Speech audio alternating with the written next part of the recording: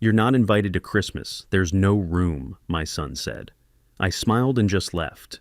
When they all gathered around the holiday table and turned on the TV, instead of Christmas movies, they saw me there. That day, I received 113 missed calls. Before we continue, please subscribe to the channel and let us know where you are listening in the comments. The cake box felt heavier than it should have as I stood at Raymond's front door. Store-bought chocolate frosting gleamed through the plastic window, perfect and artificial. I pressed the doorbell. Footsteps approached. The door swung open. "Dad?" Raymond's face tightened. Still in his work shirt, sleeves rolled up, tie loosened around his neck. "What are you doing here?" "I brought dessert." I held up the box, suddenly aware of how foolish this gesture seemed. "Thought I'd surprise you both." "Oh great, more sugar." Stephanie's voice carried from somewhere inside the house. "There goes our diet plan." Raymond stepped back but didn't invite me in. His jaw worked silently for a moment. "Dad, you can't just show up without warning. We have our own lives."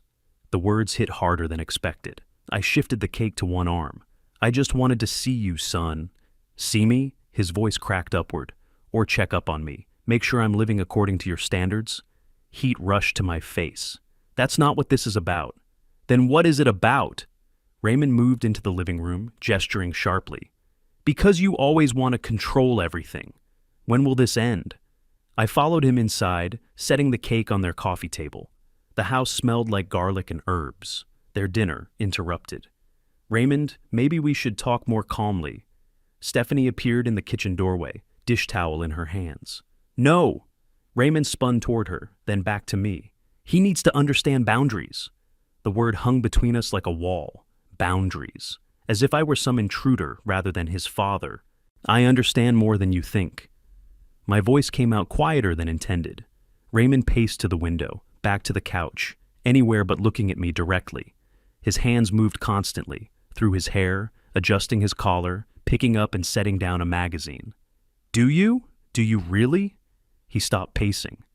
"Because showing up unannounced with cake feels exactly like when you showed up at my college dorm to check on my studies. Or when you called Lisa's parents to discuss our relationship." The accusations stacked up like building blocks, each one precise, carefully placed. My chest tightened. Those were different situations. Were they? Raymond's laugh held no humor. "You've been managing my life since I was 12. Career advice that felt like commands. Money that came with expectations. Phone calls checking if I'd followed through on your suggestions." Stephanie moved closer to her husband, a subtle shift in alliance. The kitchen timer beeped in the background, ignored. I stood there holding my winter coat, still buttoned. The cake sat untouched on their table, frosting catching the lamplight. Everything about this moment felt wrong. I was trying to help. "Help?" Raymond's voice rose again. "Help me be the son you wanted? Help me live the life you planned out?" The room grew smaller with each word, their furniture, their decorations, their life together. All of it suddenly felt foreign. I was the outsider here. "Maybe I should go." "Maybe you should." The finality in his tone settled over us. No anger now, just tired resignation. Stephanie touched his arm gently, her wedding ring catching the light. I picked up my coat from the chair where I'd set it. The cake remained on their table, abandoned. "Thank you for the dessert, Walter." Stephanie's voice held politeness, but no warmth. "We'll enjoy it later." Raymond said nothing. I walked to their front door, turned the handle, stepped into the cold December air. Behind me, the door closed with a soft click. No slam, no dramatic gesture. Just the quiet sound of a barrier falling into place. The snow had started while I was inside. Tiny flakes drifted down, landing on my shoulders as I walked toward my car parked at the curb. "Dad, wait." Raymond's voice caught me as I reached my car door. I turned back to see him standing on his front porch, arms crossed against the cold. "Just wait a minute." I hesitated, key in hand. The smart thing would be to drive away. But he was my son. "Come back inside. We should talk properly." The house felt different when I returned, warmer somehow, though nothing had changed. Raymond gestured toward the living room couch. I sat on the edge, coat still on. "Look, I didn't mean to explode like that." Raymond lowered himself into the armchair across from me. "But you have to understand, this can't keep happening. Son, I don't want to control anything. Just what? Like with my first girlfriend? Like with choosing college? The specific examples landed like punches. Sarah Mitchell, his high school sweetheart. I'd called her parents to discuss Raymond's grade slipping, and Northwestern versus State. I'd made the practical argument about engineering programs until he chose my preference. Those were important decisions. They were my decisions to make. Raymond leaned forward. Even the mistakes, especially the mistakes. Stephanie emerged from the kitchen carrying a cup of tea. She settled onto the couch arm beside Raymond, close enough to show unity. Walter, you understand? Raymond is a grown man. Her tone stayed carefully neutral, but the message was clear. He needs space to build his own life. I understand more than you think. But did I? The evidence mounted against me. Every phone call checking on his promotion timeline, every suggestion about their mortgage rate, every gift that came with implicit expectations. Remember when you co-signed my first apartment lease? Raymond's voice grew steadier now, more methodical. You insisted on reading the entire contract, questioning the landlord about maintenance policies, negotiating terms I hadn't asked you to negotiate. I was protecting your interests. You were taking over. He rubbed his forehead. Then there was the job interview coaching, the resume editing, the networking dinner where you introduced me to your contacts without asking if I wanted their help. Stephanie nodded along with each example. She'd heard these stories before, probably multiple times. They'd discussed my behavior, analyzed it together, reached conclusions I wasn't part of. Every kindness came with strings attached, Raymond continued. Every favor required updates, reports, explanations of how I was using your advice. The accusation stung because truth lived inside it. I had wanted updates, had expected gratitude, had assumed my experience gave me the right to guide his choices. Your mother never saw it that way. Mom balanced you out. Raymond's expression softened slightly. She knew when to let me fail. You never learned that lesson. Ellen, she would have handled tonight differently, would have asked permission before visiting, would have brought flowers instead of cake, would have listened more than she spoke. She's not here anymore to referee. Stephanie's comment came quietly, but it echoed in the room. The words hung between us. Not cruel, just factual. Ellen wasn't here to smooth my rough edges or translate my intentions into acceptable actions. I was operating alone now, making mistakes without her gentle corrections. I miss her too. I stood up slowly. But I won't apologize for caring about my son. Caring and controlling aren't the same thing. Raymond remained seated, looking up at me. Though you seem to think they are. Snow continued falling outside their window. The room felt smaller again, filled with years of accumulated grievances I hadn't realized were building. Maybe we need some time to think about this. Maybe we do. Stephanie set down her teacup. The sound seemed louder than necessary in the quiet room. I walked to their door for the second time that evening. This time, Raymond didn't follow me outside. This time, the silence felt permanent. The drive home took longer than usual. Snow slicked the roads, forcing careful speeds. I gripped the steering wheel and tried not to think about the cake still sitting on their coffee table, or the way Stephanie had spoken about Ellen, or the list of my failures Raymond had recited with such painful accuracy. The house greeted me with familiar silence. I hung my coat in the front closet next to Ellen's winter jacket that I still couldn't bring myself to donate. The sleeve brushed against my hand, wool that still held the faintest trace of her perfume. The kitchen felt too large for one person. I filled Ellen's favorite kettle, the blue ceramic one with the chipped handle she'd refused to replace. It has character, she used to say, like us. While water heated, I wandered into the living room. Snow continued falling outside, coating the backyard where Raymond used to build forts and practice baseball swings. The grandfather clock ticked its steady rhythm, marking time that seemed to move both too fast and too slow these days. Family photographs lined the mantelpiece. Raymond at 8, gap-toothed and grinning after losing his first tooth. Raymond at 16, awkward in his homecoming suit. Raymond at his college graduation. Ellen and me, flanking him with proud smiles. When had those smiles become so complicated? The kettle whistled. I prepared tea the way Ellen taught me. Loose leaves, proper steeping time, sugar cube dropped in with ceremony. She'd made tea every evening after dinner, a ritual that marked the day's end and the family's gathering. I carried the cup to her reading chair by the window. The cushion still held the impression of her shape, a gentle hollow where she'd spent thousands of evenings with her mysteries and biographies. Ellen always said, "Love should be shown, not proven," I murmured to the empty room. But what was the difference? When I'd called the college admissions office to ask about Raymond's application status, was that love or proof? When I'd researched salary ranges for his chosen field and shared my findings, was that caring or controlling? The snow outside reminded me of the Christmas Ellen got sick, 5 years ago now. Raymond had driven through a blizzard to reach the hospital, arriving with snow in his hair and panic in his eyes. We'd stood together in that sterile hallway, father and son, united by fear and love. When had we lost that unity? Ellen's voice echoed in memory. "Walter, you're trying too hard to be the perfect father. Sometimes the best help is knowing when not to help." I'd dismissed her advice then, focused on my engineering mindset that every problem had a solution. Every challenge required active intervention. If Raymond needed guidance, I provided it. If he faced decisions, I researched options. If he seemed to struggle, I stepped in. But Ellen understood something I'd missed. Raymond didn't always want solutions. Sometimes he wanted space to find his own answers, even if those answers led to mistakes I could have helped him avoid. The tea grew cold in my hands as I sat in Ellen's chair, surrounded by the ghosts of better times. The house felt enormous and empty, filled with memories of laughter and conversation that seemed impossibly distant now. My phone buzzed on the side table, a text message from Harold next door, asking if I needed anything from the store. Kind neighbors, good friends, people who checked on the widower living alone, but none of them were family. None of them filled the Raymond-shaped hole that tonight's conversation had widened. Outside, the snow transformed the familiar landscape into something new and strange. Tree branches bent under white weight. Cars disappeared beneath accumulating drifts.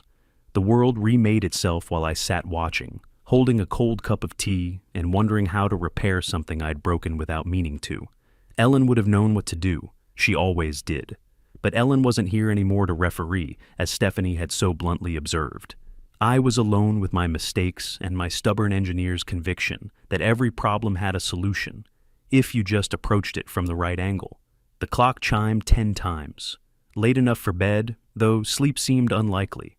My mind raced with Raymond's accusations, Stephanie's pointed comments, the weight of years' worth of accumulated resentment I'd been blind to. I climbed the stairs slowly, each step echoing in the quiet house. Tomorrow would bring decisions about how to proceed, whether to give Raymond the space he demanded or find some other approach to bridging the gap between us. But tonight, I simply sat on the edge of my bed, staring at the phone on the nightstand and trying to remember the last time my son had called me just to talk, without agenda or obligation. I couldn't. Morning light crept through the bedroom curtains as my phone buzzed on the nightstand. 7 a.m. Raymond's contact photos stared back at me. A snapshot from last Christmas when things seemed simpler. My finger hovered over the call button. The doorbell rang downstairs, shattering the moment. I set the phone aside, pulled on my robe, and descended to find Harold Scott on my front porch with a concerned expression. "Morning, Walter. Noticed your lights were on early. Everything all right?" "Fine, Harold. Just couldn't sleep." He studied my face with the practiced eye of someone who delivered mail to troubled households for 30 years. "Coffee's on at my place if you want company." "Thanks, but I'm fine." The pattern established itself over the following days. Each morning, I'd wake with determination to call Raymond. Each morning, something would interrupt. Harold checking in, the mailman requiring a signature, my own pride freezing my fingers before they could complete the action. Tuesday brought obsessive cleaning. I scrubbed Ellen's favorite reading chair until the fabric nearly wore through, organized the basement storage room with engineer's precision, and polished every surface in the kitchen twice. By evening, the house gleamed like a museum exhibit. Wednesday, I tackled the Christmas decorations Ellen had carefully packed away last year. Each ornament emerged wrapped in tissue paper, labeled in her careful handwriting. Raymond's first Christmas marked a tiny wooden rocking horse. Our wedding year adorned a silver bell. I hung nothing. Thursday brought snow again, heavier this time. Through the living room window, I watched the Martinez family across the street hanging lights on their porch. Their children built a snowman, while parents laughed and took pictures. Normal family joy that seemed impossibly distant.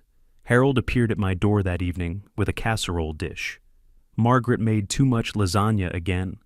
I accepted the offering, knowing it was charity disguised as neighborly excess. We sat in my kitchen while I heated portions for both of us. You know, Walter, Christmas is coming soon. Maybe it's time to make the first move. I'm afraid I'll just make things worse, Harold. And if you don't try, it will definitely get worse. His words carried the weight of experience. Harold had raised 3 sons, weathered divorces and reconciliations, understood family dynamics better than my engineering mind could calculate. Friday and Saturday blended together in a haze of unnecessary household projects. I reorganized Ellen's recipe box alphabetically, cleaned windows that were already spotless, and rearranged furniture that didn't need moving. The phone remained silent. Sunday morning found me sitting in Ellen's chair, holding our wedding photo. 38 years together, and she'd never let pride stand between her and the people she loved. She would have called Raymond the first day, would have apologized for interrupting their dinner, would have made everything right with patient conversation. But Ellen wasn't here to smooth my rough edges anymore. Monday morning, December 22nd, Harold caught me checking my mailbox for the 3rd time. Walter, you're going to wear a path in that driveway. Just expecting some mail. The only mail that matters is what you send, not what you receive. He paused, studying my face. That boy of yours probably misses you too. He made his position clear. People say things when they're angry. Doesn't mean they can't change their minds. Around 10 o'clock, I found myself at Sullivan's Bakery on Main Street. The warm scent of fresh bread and pastries reminded me of Saturday mornings, when Raymond was young, when we'd walk here together for Ellen's favorite apple turnovers. Walter Wright! Martha Sullivan beamed from behind the counter. Haven't seen you in weeks. How are you holding up? Getting by, Martha. I'd like your best apple pie, please. She selected one from the display case, the crust golden and perfect, Raymond's favorite since childhood. Special occasion? You could say that. By 4 o'clock, I was dressed in my best casual clothes. The navy sweater Ellen always said brought out my eyes, pressed khakis, freshly polished shoes. The pie sat in its box on my passenger seat as I drove the familiar route through our neighborhood. 10 minutes later, I stood at Raymond's front door, holding the offering and hoping this time would be different. I knocked gently, hoping this time would be different. Voices inside stopped mid-conversation. Footsteps approached the door, paused, then continued. The peephole darkened briefly before the lock turned. Dad? Raymond opened the door wider than last week, though surprise still creased his features. What brings you by? Son, I brought your favorite pie. I'd like to talk. He glanced back toward the kitchen where Stephanie was visible, wiping her hands on a dish towel. Some silent communication passed between them before he stepped aside. Come in, Dad. Stephanie, could you put the kettle on? Of course. How are things, Walter? The question held careful politeness, like handling fragile china. I followed them into their modern kitchen, with its granite countertops and stainless steel appliances. So different from the warm, worn surfaces of my own home. Everything's fine. How about you both? I set the pie box on their counter, noting the Christmas cards displayed on the windowsill. None bore my handwriting. We're keeping busy. Stephanie moved efficiently between cupboard and stove, her domain clearly defined. Work's been hectic before the holidays. Raymond gestured toward their small dining table tucked into the kitchen's corner. I sat carefully, removing my coat and hanging it over the chair back. The positioning felt vulnerable, my back to their living room, watching them move around their space while I remained stationary. How's the promotion process going? I asked Raymond, treading carefully on safe topics. Moving along, should hear something after New Year's. That's wonderful news. Stephanie filled the kettle with precise movements, selected cups from a cabinet with matching ceremony. Good china, I noticed, reserved for special occasions or unwelcome guests requiring formal treatment. And your accounting work, Stephanie? Busy season approaching? Tax season preparation, yes. Clients want everything organized before year end. She arranged items on a tray with the efficiency of someone who'd performed this ritual countless times. The domesticity felt choreographed, each movement calculated to maintain polite distance while appearing welcoming. Steam rose from the kettle within minutes. Stephanie prepared tea with the same precision she likely applied to financial statements. Measured amounts, proper steeping time, sugar cubes arranged in a small bowl. "Your house looks wonderful," I offered, accepting the delicate cup. "The renovations really opened up the space." "Thank you." Raymond's response came easier now, some tension ebbing from his shoulders. "Stephanie has great design sense." She smiled at the compliment, settling into the third chair with her own cup. The triangle felt more balanced now, less like an interrogation and more like an actual family gathering. "We knocked out the wall between the kitchen and dining room last spring," Raymond continued, warming to the subject. "Made everything feel larger." "Smart choice. Good natural light in here." For 15 minutes, we maintained this careful dance. Work stories that revealed nothing personal, house improvements that stayed safely superficial, weather observations that filled silence without creating intimacy. The tea grew tepid in our cups as we navigated around the invisible boundaries Raymond had established. I found myself relaxing despite my caution. This felt like family again, like the visits Ellen and I used to make when Raymond first moved out. Stephanie refilled our cups without being asked. Raymond shared a mild complaint about his office's new computer system. I mentioned Harold's concern about his roof shingles. Normal conversation, safe territory. The apple pie remained unopened on the counter, but its presence felt acknowledged. A peace offering accepted if not yet consumed. Late afternoon winter light filtered through their windows, casting warm shadows across the table where 3 generations might have gathered under different circumstances. "Dad, thanks for bringing the pie," Raymond said eventually. "I know it's my favorite." I remembered. Stephanie checked the kitchen clock above their stove. "We should think about dinner soon." The comment held no urgency, just marking time's passage. I interpreted it as permission to stay longer, maybe even an invitation to extend the visit. My chest felt lighter than it had in days. A comfortable silence settled over us. Raymond drummed his fingers softly against his cup's handle. Stephanie straightened papers stacked near the phone. I allowed myself to imagine future visits like this one, regular family dinners, holiday gatherings, the gradual rebuilding of what we'd damaged. The grandfather clock in their living room chimed once, marking 4:30. I took a deep breath, ready to mention Christmas. "Son, I wanted to talk about Christmas." The words hung in the warm kitchen air like a question mark. Raymond's fingers stopped drumming against his cup. Stephanie's paper straightening ceased mid-motion. An exchange of glances passed between them, quick, meaningful, the kind of silent communication that comes from countless private conversations. Raymond's slight hesitation before speaking told me everything I needed to know about what those conversations had concluded. "Dad, this year is complicated. We already invited Stephanie's parents." The explanation came carefully rehearsed, delivered with the tone of someone who'd practiced this moment. Stephanie nodded supportive agreement, her role clearly defined in their domestic alliance.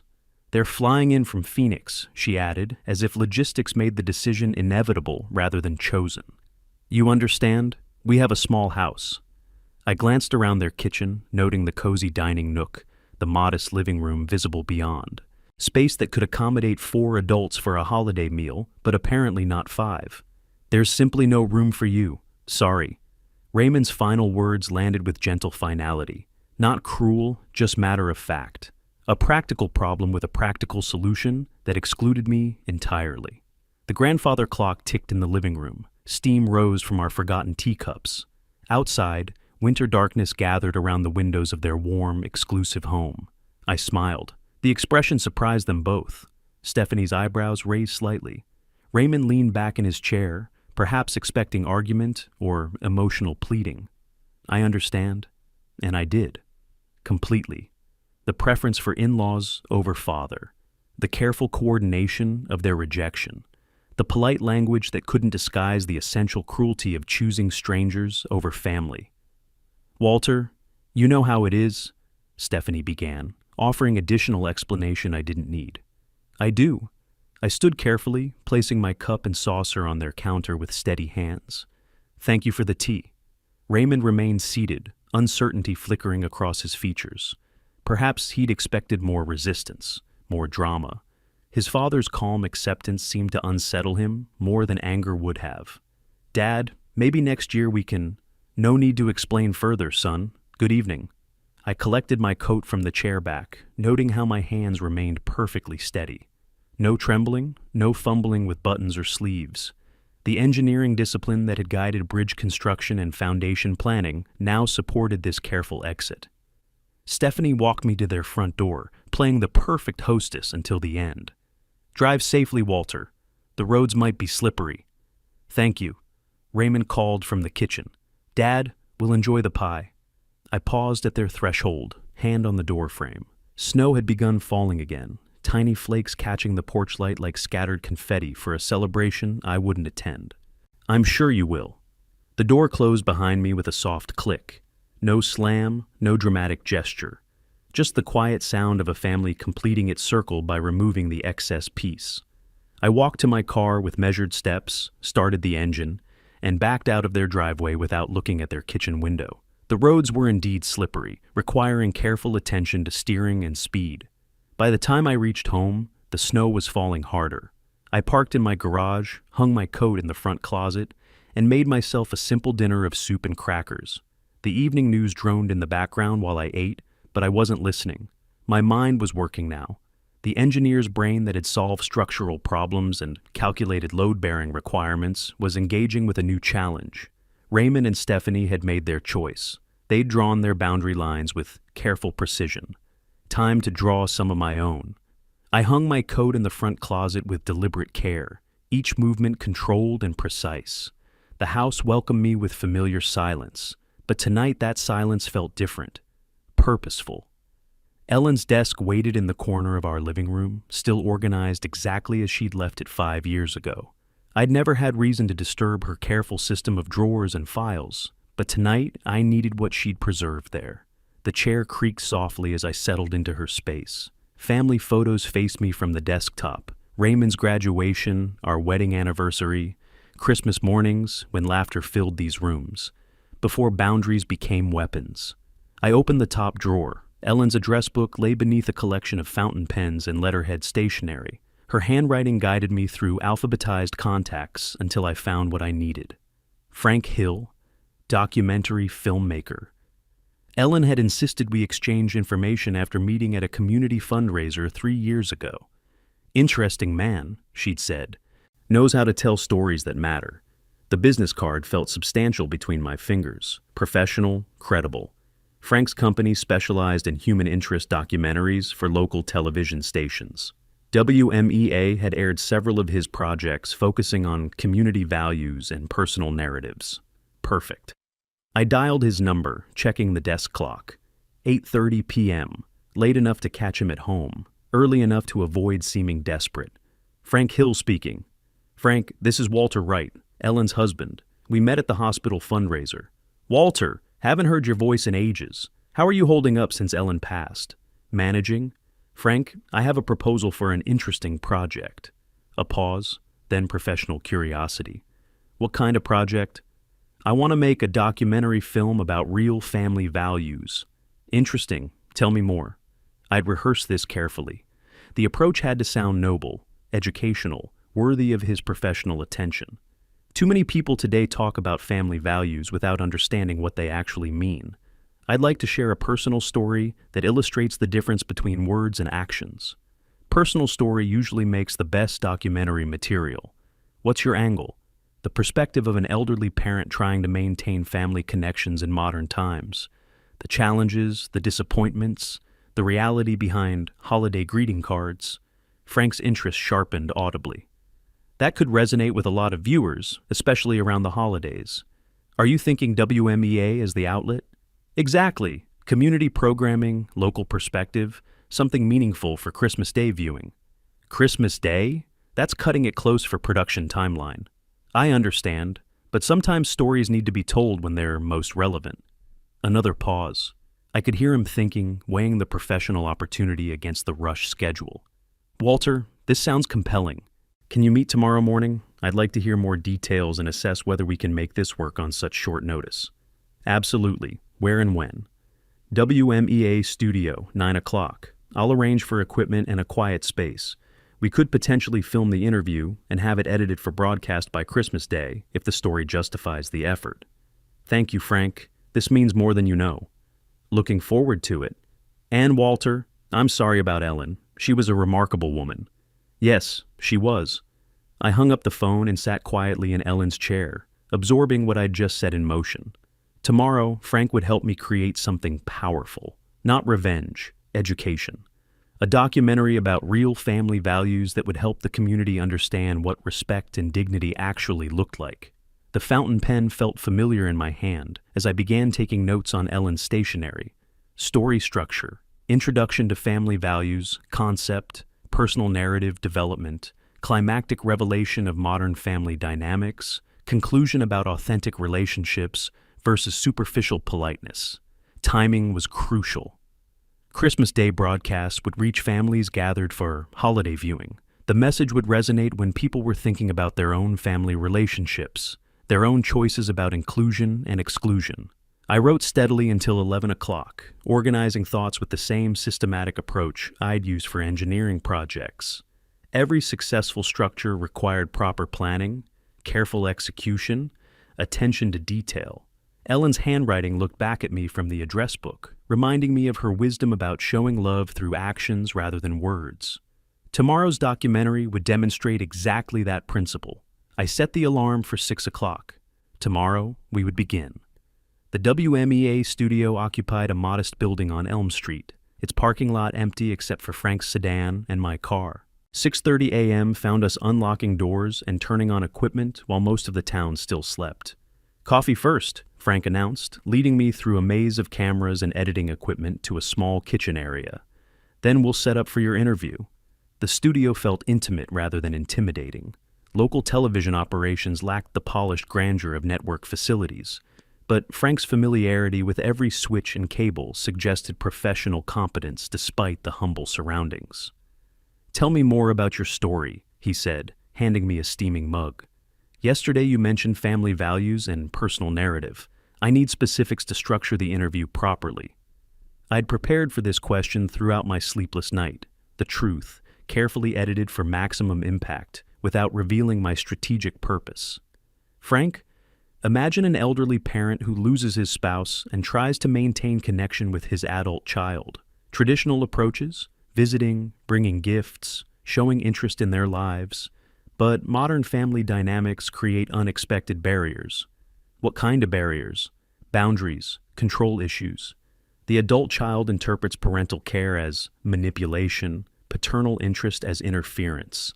The parent finds himself excluded from family celebrations, treated as an unwelcome intrusion rather than a beloved family member. Frank's expression grew thoughtful. "That's a story many families could relate to, unfortunately. How personal are you willing to get on camera?" "As personal as necessary to help other families avoid similar mistakes." We spent the next hour discussing camera angles and interview techniques. Frank positioned equipment to create an intimate conversation atmosphere, soft lighting, comfortable chair, neutral background that wouldn't distract from the emotional content. "The key is talking like you're addressing a neighbor," Frank explained, adjusting the camera height. "Forget about the equipment. Just tell your story, honestly." At 9 o'clock precisely, we began filming. "Family values aren't words, they're actions," I said, looking directly into the camera lens. "They are demonstrated through respect, kindness, and inclusion. Real family values mean making room at your table, not excuses about why there isn't space." Frank encouraged me, with gentle nods, professional skill, drawing out emotional details, without pushing too hard. I spoke about the importance of honoring elderly parents, about the difference between healthy independence and cruel rejection, about Christmas traditions that should unite rather than divide families. "Tell me about a specific situation," Frank prompted during our second hour, "something that illustrates what you mean about modern family dynamics." This was the moment I'd prepared for, the personal revelation that would transform abstract concepts into compelling human drama. "Imagine bringing your son's favorite pie to his home, hoping to reconcile after a misunderstanding. You sit at his kitchen table, drinking tea, believing you're rebuilding your relationship. Then you mention Christmas dinner, expecting an invitation to join your family for the holiday." I paused, letting anticipation build. "Instead, you're told there's no room for you. Your son and daughter-in-law have already invited her parents. Small house, you understand. Simply no space for the man who raised him, who sacrificed for his education, who loved him unconditionally for 36 years. Frank's camera captured every nuance of emotion crossing my face. Professional instinct told him this was the story's heart, the moment that would resonate with viewers and justify Christmas Day programming. "How did that make you feel?" he asked quietly. Invisible, disposable, like 36 years of fatherhood could be erased by a single conversation about dining room capacity. We continued filming for another hour, exploring themes of family responsibility, generational respect, and the difference between independence and abandonment. Frank's questions guided me through a complete narrative arc, without ever making the interview feel exploitative. At noon, we reviewed the raw footage, 3 hours of conversation condensed into powerful emotional moments that told a universal story through personal experience. "Walter, this is exceptional material," Frank said, adjusting playback controls. "Michael Davis will want to see this immediately." Michael Davis, WMEA's program director, arrived within an hour. A man in his 50s with the harried efficiency of someone managing community television on a shoestring budget, he settled into the editing room to watch Frank's preliminary cut. 30 minutes later, he emerged with tears in his eyes. "This film is truly moving. We'll show it instead of the cooking program scheduled for Christmas evening. 7 o'clock slot, prime family viewing time." "Thank you," I said simply. "This means a lot." Frank spent the remainder of Christmas Eve editing our interview into broadcast-ready format. Professional touches, title graphics, background music, smooth transitions transformed my personal story into compelling television. By 5 o'clock Christmas Eve, everything was ready. Frank shook my hand outside the studio as snow began falling across Meadowbrook's quiet streets. "Walter, you've created something important here. I hope it helps other families communicate better." "I'm sure it will." Christmas Day dawned cold and clear. By evening, everything would change. I spent the day quietly, avoiding the festive chaos that occupied other households throughout Meadowbrook. Simple breakfast, brief walk around the neighborhood to observe families preparing for celebration, early dinner of leftover soup while other families gathered around elaborate tables. At 6 o'clock, I positioned myself in Ellen's chair with the television remote and a cup of tea. 1 hour until broadcast. 1 hour until Raymond and Stephanie discovered the consequences of their Christmas rejection. Across town, I knew they were hosting Stephanie's parents for the holiday dinner I'd been deemed unworthy to attend. Traditional Christmas chaos. Multiple generations, competing conversations, the warm family atmosphere I'd been excluded from experiencing. The grandfather clock chimed 7 times. WMEA's evening programming began with station identification and a brief announcement about special holiday content. Then Frank's professional introduction appeared on screen. Tonight, a local father shares his perspective on family values and holiday traditions in modern times. My face filled the television screen, sitting in the studio chair where I'd recorded my story just 2 days earlier. The lighting Frank had chosen created an atmosphere of dignity and calm authority. An elderly man sharing hard-earned wisdom rather than airing personal grievances. "Family values aren't words, they're actions," my televised voice began. 10 miles away, Raymond's dining room erupted in confusion. I could imagine the scene perfectly. Stephanie's parents, Rachel and David Lopez, visiting from Phoenix for the holidays. Christmas dinner winding down, television providing background entertainment while they digested traditional holiday meal and planned evening activities. Someone would notice the familiar voice first.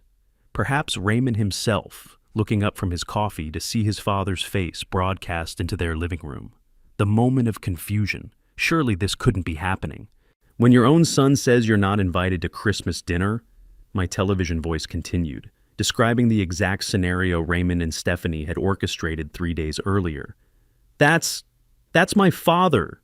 Raymond's voice would carry shock and growing panic. Stephanie would leap from her chair, desperately reaching for the remote control. "Turn it off, quickly!" But Rachel Lopez, a woman in her late 50s who understood family dynamics and generational respect, would already be processing what she was witnessing. Her daughter and son-in-law excluding an elderly father from Christmas celebration. Her own presence at this dinner table suddenly taking on uncomfortable significance. "Who is that man? What is he saying?" Rachel would demand, her voice sharp with disapproval. The television, Walter continued speaking, describing the pain of parental rejection with quiet dignity that made Raymond and Stephanie's behavior appear increasingly cruel. Frank's editing had chosen the most powerful emotional moments, creating a narrative that presented my perspective with devastating effectiveness. Stephanie would be frantically trying to explain, to provide context that might justify their decision. "He's controlling, Mother. You don't understand the history." But the television, Walter anticipated such defenses. Sometimes, adult children mistake parental care for control, family concern for manipulation. They create boundaries that become walls, independence that becomes isolation. David Lopez, Rachel's husband, would be studying his son-in-law with new perspective. What kind of man excludes his elderly father from Christmas dinner? What kind of family dynamic allows such cruelty?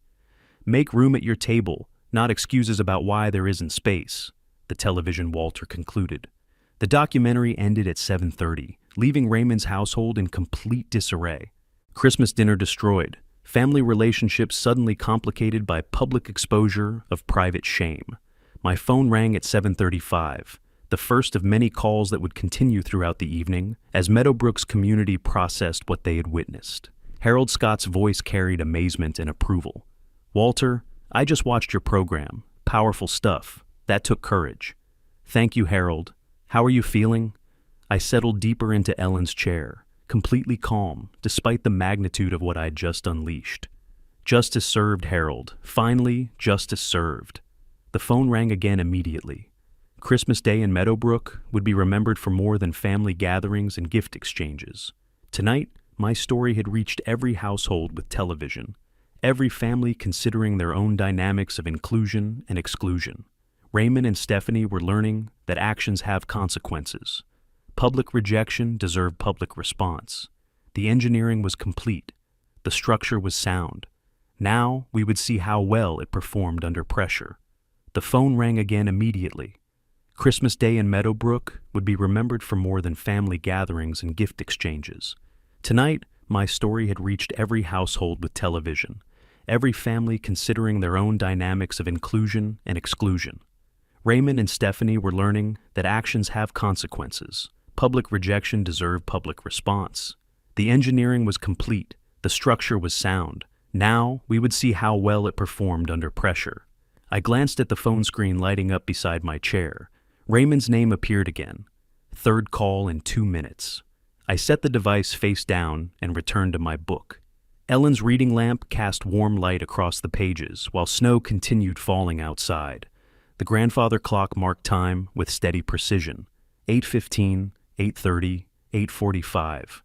Each chime accompanied by the silent flash of my phone screen. By 9 o'clock, I'd counted 37 missed calls. The irony wasn't lost on me. For weeks, I'd hoped Raymond would call. Now he couldn't stop calling, and I had no interest in answering. Text messages began accumulating alongside the calls. I glimpsed fragments when the screen illuminated, "Dad, this is unacceptable," and "We need to talk immediately." The desperation bled through digital communication like watercolor on wet paper. Frank called at 9:15.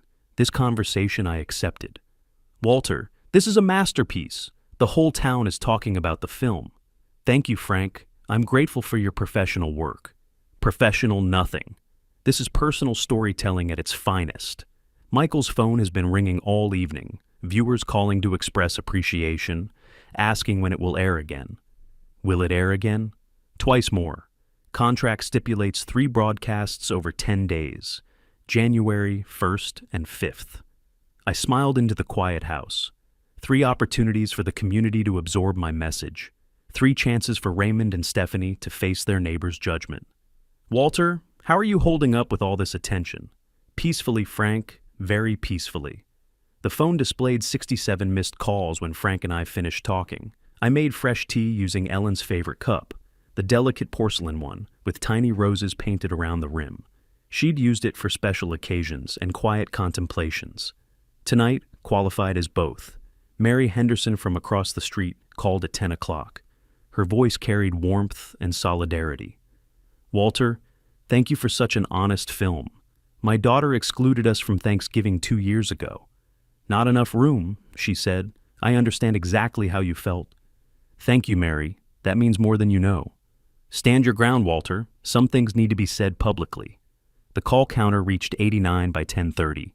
I wondered if Raymond and Stephanie were taking turns dialing, or if they'd recruited help from the Lopez family. Perhaps Rachel and David were witnessing their daughter's desperation firsthand, watching their Christmas hosts transform into frantic damage control specialists. The voicemail notification appeared around 10:45. Mailbox full, the screen announced. 113 missed calls had overwhelmed the system's capacity. I finished my tea and closed the book, marking my place with Ellen's old bookmark, a pressed flower from our wedding bouquet that she'd preserved between laminated plastic. 38 years of marriage, and she'd never needed to make a public statement about respect and dignity. Her quiet wisdom had prevented such extremes. But Ellen wasn't here to mediate anymore. Tonight's consequences flowed directly from choices Raymond and Stephanie had made without considering their father's feelings or their community's values. The phone buzzed once more as I prepared for bed. A text message from an unknown number. Mr. Wright, your story moved our entire family to tears. Thank you for reminding us what real family values look like. I turned off the living room lights and carried my silent phone upstairs. Tomorrow, they would try a different approach, legal threats perhaps, or appeals to mutual friends. But tonight belonged to justice served with dignity and professional competence. Ellen's side of the bed remained empty, as it had for 5 years. But tonight, I felt her approval settling over the quiet house like fresh snow, covering old wounds. 113 missed calls, a personal record I had no intention of returning. Tomorrow, they would try a different approach. Frank called at 9 a.m. sharp, his voice carrying both amusement and concern. Walter, they're trying everything. Raymond and Stephanie showed up at the law office on Market Street yesterday morning, demanding to speak with someone about your broadcast. I poured coffee into my morning mug, settling into the kitchen chair, where I'd eaten countless breakfasts with Ellen. What did they learn? Nothing helpful. Jim Morrison told them the documentary falls under protected speech. First Amendment coverage is airtight, especially since you never mentioned their name specifically. And the television station? That's where it gets interesting. They stormed into WMEA around noon, demanding Michael cancel future broadcasts. Made quite a scene, from what I heard. The coffee tasted particularly satisfying this morning. I'd slept better than I had in weeks, despite the previous evening's communication avalanche. Michael's response? Professional but firm. Contract legally binds the station to 3 broadcasts. Besides, he believes in the documentary's community value. Frank paused, and I could hear papers shuffling in the background. Walter, there's more. Stephanie's been active on social media, trying to control the narrative. Posted a long explanation about family privacy and manipulation. It's not going well for her. How so? Community pushback. People defending your character, sharing their own stories about family conflicts. Her comments section looks like a support group for excluded parents. I walked to the living room window, observing the quiet Tuesday morning street. Harold was retrieving his newspaper from the front walk, moving carefully on icy pavement. Normal neighborhood life continuing while Raymond and Stephanie's world collapsed around their strategic miscalculation. Any legal threats materialized? They consulted with Morrison again yesterday afternoon, emerged looking even more defeated. Truth is an absolute defense against defamation, and everything you said was demonstrably accurate. Frank's professional assessment carried the confidence of someone who understood both law and media. 20 years of documentary work had taught him about boundaries and protections. They're running out of options, Walter. Pressure tactics failed, legal avenues closed, social media backfiring. I expect they'll try direct appeals next. Mutual friends? Probably, though most of your neighbors support your position after watching the broadcast. I returned to the kitchen, refreshing my coffee while processing these developments. The engineering mind that had calculated load-bearing requirements now assessed structural integrity of Raymond's desperate counterattack. Every support beam was failing under pressure. Frank, I appreciate you keeping me informed. Happy to help. This documentary represents some of my best work. Professional pride aside, you deserve respect from your family. Michael Davis called that afternoon with updates from the television station. His voice carried exhaustion mixed with professional determination. Walter, they've called 6 times today. Threats about legal action, complaints to the FCC, appeals to community decency, standard desperation tactics. Your response? Contract language is crystal clear. 3 broadcasts, non-negotiable. Besides, community response has been overwhelmingly positive. This documentary serves genuine public interest. Any pressure from higher authorities? Nothing credible. Small-town television operates differently than major networks. We're accountable to local community, not corporate shareholders. Michael paused, consulting what sounded like handwritten notes. Walter, between you and me, this broadcast represents exactly what local television should accomplish. Real stories about real people facing universal challenges. I'm proud to air it. The week progressed with increasing desperation from Raymond and Stephanie. Frank reported their attempts to recruit mutual acquaintances for mediation, their appeals to church leaders we'd known for decades, their growing social isolation as community sentiment solidified against them. Thursday brought the most pathetic attempt. Raymond's supervisor from work called, asking if family reconciliation might be possible. Professional reputation damage was spreading beyond social circles into career consequences. I declined to discuss family matters with strangers. Friday afternoon, Frank delivered the final intelligence report. They've given up, Walter. Saw them leaving Morrison's office this morning, looking completely defeated. Last legal consultation confirmed what everyone already knew. You have every right to tell your story. How did they appear? Broken. Raymond's lost weight. Stephanie looks exhausted. Word around town is they're fighting constantly, blaming each other for the situation. I felt no satisfaction in their suffering, only vindication that justice had been properly served. Actions carried consequences, and public humiliation deserved public response. Frank, what do you expect next? Direct apology. It's their only remaining option if they want any hope of restoring family relationships or community standing. Saturday evening brought the anticipated development. Harold knocked on my front door with information from his daily newspaper wrote, Walter, word is they're planning to visit you tomorrow, both of them together. Heard it from 3 different sources. Thank you for the warning, Harold. You've handled this perfectly, Walter. Ellen would be proud of your dignity throughout this entire situation. Sunday morning dawned clear and cold. I prepared the house carefully, not with anticipation but with professional thoroughness. Important conversations required proper staging. By afternoon, everything was ready for the inevitable conclusion. Frank said they looked defeated. Tomorrow would bring the inevitable. Frank said they looked defeated. Tomorrow would bring the inevitable. January 2nd arrived with crystalline winter clarity, the kind of afternoon where bare tree branches etched sharp shadows across snow-covered lawns. I spent the morning reading in Ellen's chair, occasionally glancing toward the window that faced the street. At 3 o'clock, Raymond's car appeared at the curb. They sat inside for several minutes before emerging. Through the sheer curtains, I observed their body language, defeated postures, hesitant movements, the careful coordination of people preparing for surrender. The doorbell rang once, formally. I opened the door to find my son and daughter-in-law standing on the front porch, both dressed in their best clothes as if attending a funeral. Raymond's eyes met mine briefly before dropping to study his shoes. Dad, we came to apologize. Sit down, let's talk. I led them to the kitchen table where this conflict had crystallized 10 days earlier. The same chairs, the same afternoon light slanting through winter bare windows, but everything fundamentally changed. Coffee? Please, Stephanie answered quietly.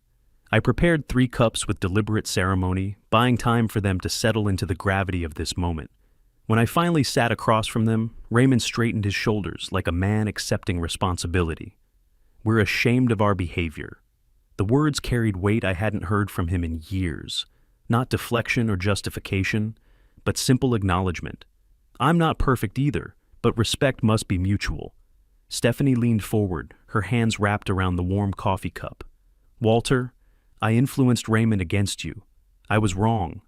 Why? The question hung between us, requiring honest examination rather than polite evasion. Fear, she said finally. Fear that you'd control our decisions, our lives. I saw your involvement as interference rather than caring. And now? Now I understand the difference between a father's love and manipulation. Raymond took a shaky breath. Dad, excluding you from Christmas was cruel. Watching that documentary, Hearing our story told publicly made us realize how we must have looked to everyone. How do we fix this? The engineer in me appreciated his direct approach to problem solving. No more emotional deflection or strategic maneuvering, just practical focus on structural repair. Rules, I said simply. New rules that work for everyone. Over the next hour, we negotiated the framework for rebuilding our relationship. Regular communication without invasion of privacy. Automatic inclusion in family celebrations, unless circumstances genuinely prevented it. Honest discussion of problems before they escalated into public confrontation. I don't want to control your lives, I explained. I want to be part of them. We understand that now, Raymond said. The documentary helped us see your perspective. Stephanie nodded agreement. The community reaction showed us how wrong we were. People we respect told us directly that excluding you was inexcusable. Social consequences? Severe, Raymond admitted. Professional relationships damaged, social circles closed to us, even casual acquaintances expressing disappointment. We've learned that reputation takes years to build and moments to destroy. I felt no satisfaction in their suffering, only recognition that justice had been appropriately calibrated, public humiliation for public disrespect, community judgment for community violation. Your documentary will air twice more, Stephanie said. Are you willing to help us face that? By demonstrating that families can learn and grow? Yes. We spent another 30 minutes discussing practical arrangements. Sunday dinner the following week, with Walter as honored guest. Open communication about future holiday plans. Recognition of his rightful place in family decisions that affected him. As they prepared to leave, Raymond extended his hand across the table. Dad, I've learned that you're smarter and more strategic than I ever realized. I won't underestimate your intelligence again. And I've learned that love without respect becomes manipulation. I won't make that mistake again either. Stephanie stood, gathering her purse with movements that suggested genuine relief. Walter, thank you for forgiving us. We'll earn back your trust. Trust is built through consistent actions, not grand gestures. They left with concrete plans for family dinner and ongoing communication. I watched their car disappear down the winter street, then returned to Ellen's chair with a final cup of coffee. The grandfather clock chimed 4 times, marking the end of this particular battle in the ongoing campaign of family relationships. Outside, neighborhood lights began glowing in windows where other families navigated their own complex dynamics of love and independence. Ellen's photograph smiled from the mantelpiece, and I imagined her approval of today's resolution.